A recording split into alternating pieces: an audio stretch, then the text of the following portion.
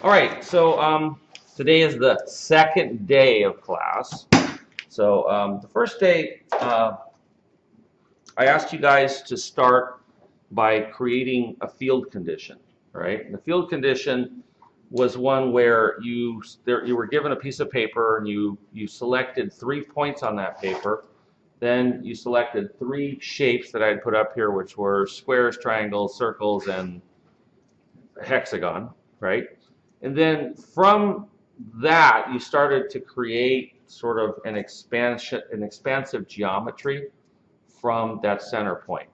The intent was that it be a radiating pattern, which means that the rules governing the offset from the center kind of were in one band, and the rules on where elements stopped were in a different sort of mindset.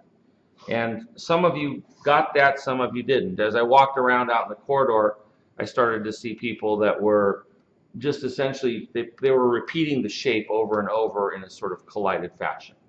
And that wasn't what the intent was. The intent was that it be a radiating pattern.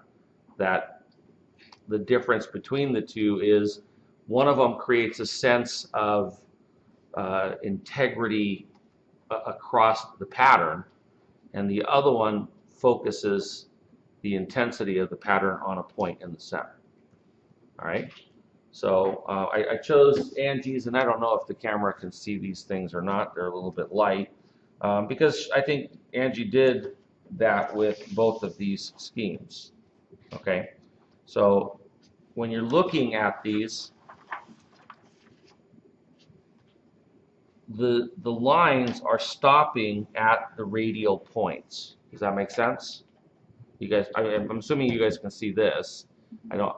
Can the camera see it at all, or can't? Can we turn off the light or something? If you turn the light off, then there's no light on this. Yeah, it's stupid. So I can sort of hold these up for you guys to look at, right?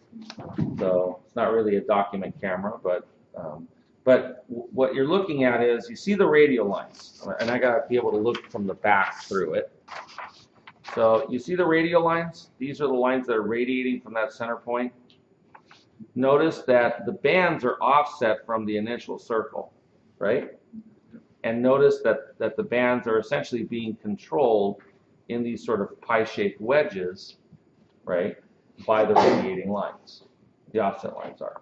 So when you look at that one, and then you also look at the ones you did with the squares, right, you get the same sort of sense, right? The radiating lines are the things that are stopping the offset lines. Some people actually went further. They went on to some of the things that we're going to cover today. All right, so I saw a couple of examples out there that I thought were good examples. So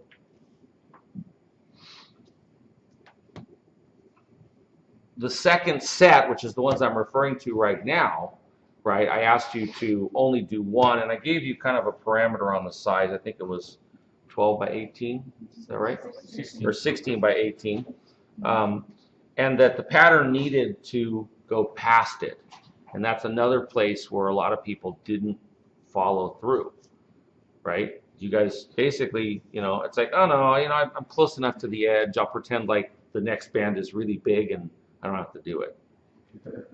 Okay, well, again, I'm here to teach you a process. If you don't want to engage the process, then it's your problem at this point. You won't learn it. So when I tell you that it's got to go beyond it, it's got to go beyond it, which is why I gave you the pieces of paper that were bigger. Getting tired of these ants. Than than what was required, than the 16 by 18 piece or 16 by 20, whatever it was. Okay, so do you guys understand like what the request was? And maybe if you didn't follow the radiating lines, you're going, oh yeah, shoot, or if you instead of doing the squares that stopped at the radial point, you kind of just repeated the square and sort of collided it. One more thing that I want to talk about is that I picked Angie's also for a second reason, and that's that the density of line work is about right here. And I don't know how to convey that to you guys. June, yours is like really, really dense, right?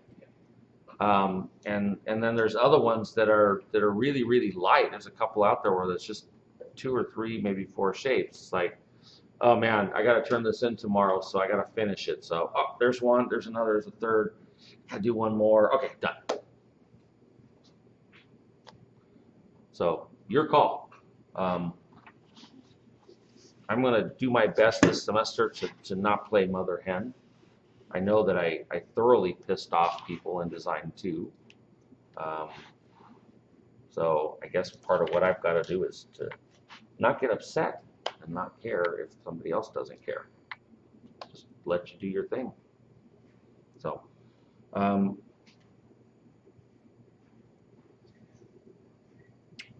going to stop this video because it's already at, what's the time on it? 6. All right. So let's just stop it. Stop it. Stop it.